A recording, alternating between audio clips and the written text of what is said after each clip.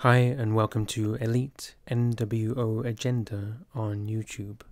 Billionaire investor George Soros told the World Bank this week that the planet is on the verge of a third world war that could arise out of an economic collapse in China. If there is a conflict between China and a military ally of the United States, like Japan, then it is not an exaggeration to say that we are on the threshold of a third world war, Soros said during a Bretton Woods conference. The billionaire warned that China's difficulty in transitioning from an export economy to a domestic demand-led system could force Beijing to whip up a conflict with an external enemy in a bid to keep the country from collapsing. Soros said the only solution to the prospect was to allow China to join the IMF's basket of global currencies so that it could compete with the dollar.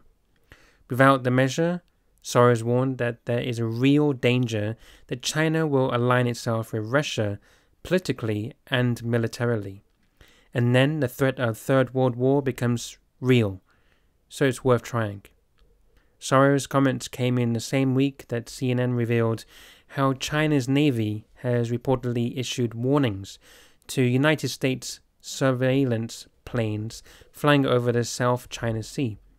Beijing is attempting to increase its influence by building a series of man-made islands in the region. A report out of Russia's state media outlet Sputnik News also speculates that the presence of American ships in the South China Sea could lead to a war between the two global superpowers. In a People's Daily editorial last September, Chinese PLA professor Han Zudong warned that Beijing could prepare itself for a third world war, which would arise out of the conflict between the United States and Russia over Ukraine.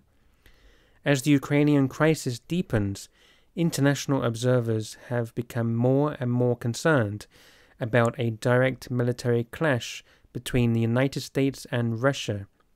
Once an armed rivalry erupts, it is likely to extend to the globe, and it is not impossible that a third world war could break out.